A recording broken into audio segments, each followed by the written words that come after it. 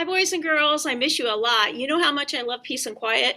Well, this is just way too much peace and quiet. So I thought I would connect with you today and read one of our favorite stories, The Five Chinese Brothers. It was written by Claire Hutchett Bishop, and the illustrator was Kurt Weiss. Once upon a time, there were five Chinese brothers, and they all looked exactly alike. They lived with their mother in a little house not far from the sea. The first Chinese brother could swallow the sea. The second Chinese brother had an iron neck. The third Chinese brother could stretch and stretch and stretch his legs. The fourth Chinese brother could not be burned, and the fifth Chinese brother could hold his breath indefinitely. Every morning, the first Chinese brother would go fishing, and whatever the weather, he would come back to the village with beautiful and rare fish, which he had caught and could sell at the market for a very good price. One day, as he was leaving the market, a little boy stopped him and asked him if he could go fishing with him. No, it could not be done, said the first Chinese brother. But the little boy begged, and finally the first Chinese brother consented. Under one condition, and that is, you will obey me promptly. Oh, yes, yes, the little boy promised. Early the next morning, the first Chinese brother and the little boy went down to the beach. Remember, said the first Chinese brother, you must obey me promptly. When I make a sign for you to come back, you must come back at once. Oh, yes, yes, the little boy promised. Then the first Chinese brother swallowed the sea. And all the fish were left high and dry at the bottom of the sea, and all the treasures of the sea lay uncovered. The little boy was delighted. He ran here and there, stuffing his pockets with strange pebbles, extraordinary shells, and fantastic algae. Near the shore, the first Chinese brother gathered some fish while he kept holding the sea in his mouth. Presently, he grew tired. It's very hard to hold the sea. So he made a sign with his hand for the little boy to come back. Now that little boy saw him but paid no attention. Oh boy. The first Chinese brother made great movements with his arms that meant, come back. But did the little boy care? Not one bit. He ran further away. Then the first Chinese brother felt the sea swelling inside of him. He made great gestures to call the little boy back. But the little boy made faces at him and fled as fast as he could. The first Chinese brother held the sea until he thought he was going to burst.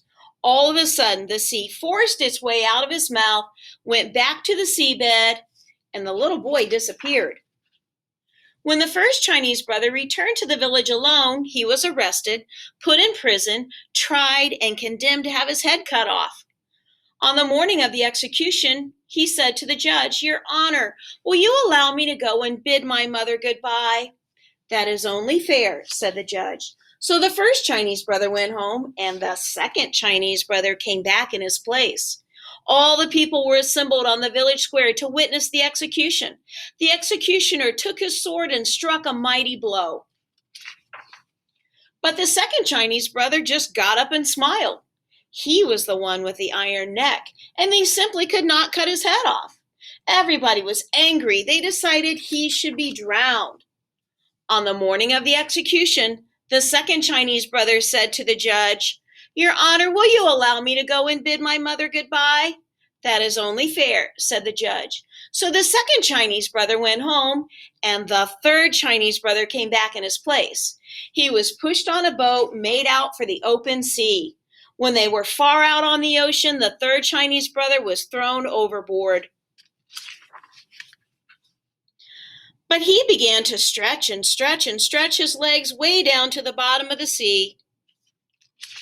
And all the time his smiling face was bobbing up and down on the crest of the waves. He simply couldn't be drowned. Everybody was angry, and they all decided he should be burned. So on the morning of the execution, the third Chinese brother said to the judge, Your Honor, will you allow me to go and bid my mother goodbye? That is only fair, said the judge. So the third Chinese brother went home, and the fourth Chinese brother came back. He was tied up to a stake. Fire was set to it. All the people stood around watching. In the midst of the flames, they heard him say, "This is quite pleasant." "Bring some more wood," the people cried, and the fire roared higher. "Now it is quite comfortable," said the fourth Chinese brother, for he was the one who could not be burned. Now everyone was getting more and more angry every minute, and they all decided to smother him.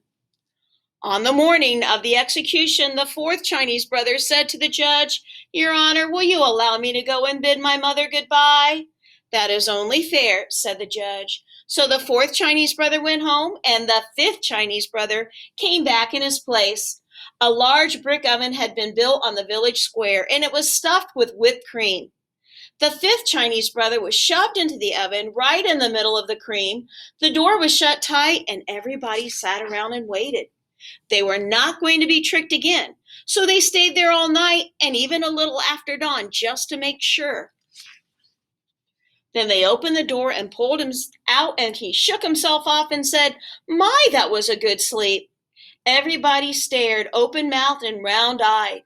But the judge stepped forward and he said, "We have tried to get rid of you in every way possible, but it could not be done. It must be that you are innocent."